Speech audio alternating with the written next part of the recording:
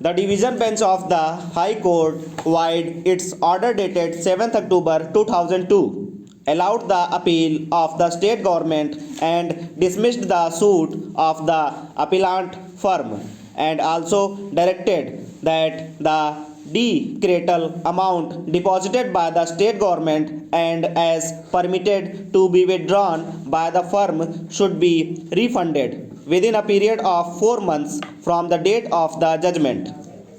Being aggrieved by the said judgment, the appellant firm has filed this appeal by way of special leave petition before this court, who heard Mr. Altaf Ahmad, learned senior counsel for the appellant, and Miss Madhvi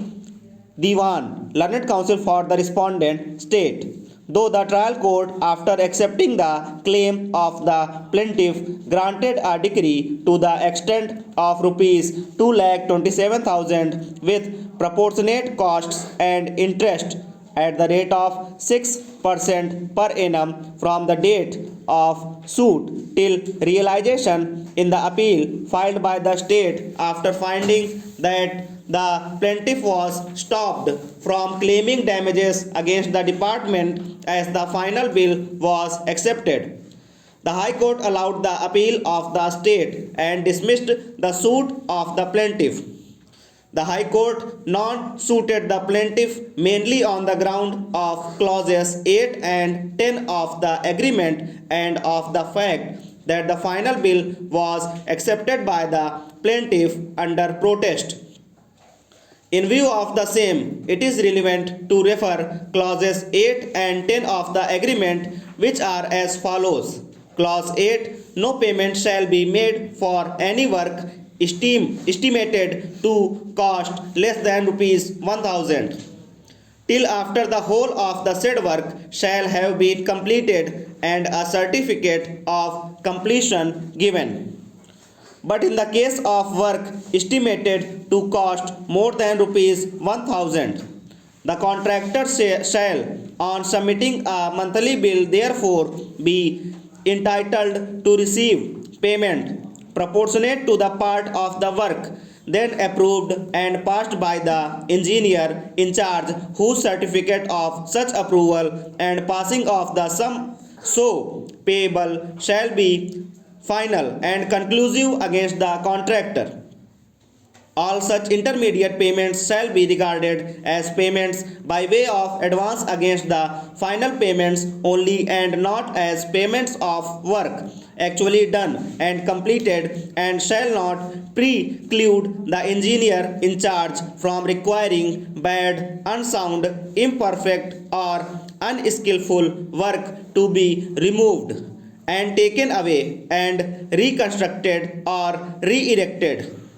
Nor shall any such payment be considered as an admission of the due performance of the contract or any part thereof in any respect of the occurring of any claim, nor shall it conclude, determine, or effect any way of the powers of the engineer in charge as to the final settlement and adjustments of the accounts of otherwise or in any other way vary or affect the contract. The final bills shall be submitted by the contractor within 1 month of the date fixed for the completion of the work. Otherwise, the engineer in charge certificate of the measurement and the total amount payable for the work shall be final and binding on all parties. A bill shall be submitted by the contractor each month on or before the date fixed by the engineer in charge for all work executed in the previous months, and the engineer in charge shall take or caused to be taken the requisite measurement for the purpose of having the same verified, and the claim, so far as it is admissible, shall be adjusted, if possible, within 10 days from the presentation of the bill. If the contractor does not submit the bill within the time fixed as aforesaid, the engineer in charge may depute a subordinate to measure up the said work in the presence of the contractor or his duly authorized agent whose counter signature to the measurement list shall be sufficient. Warrant and the engineer in charge may prepare a bill from such list which shall be binding on the contractor in all respects. It is the stand of the said and accepted by the High Court that the plaintiff firm has not fully complied with clauses 8 and 10 of the agreement. It is also their stand that mere endorsement to the effect that the plaintiff has been accepting the amount as per final bill under protest without disclosing real grievance on merits is not sufficient, and it amounts to accepting the final bill without any valid object, objection and grievance on merits by the plaintiff. The High Court has also accepted the claim of the state that by the conduct of the plaintiff in accepting the final bill, the department has made full payment to the plaintiff, sending a statutory notice and filing suit for recovery of the differential amount barred by principle of estoppel.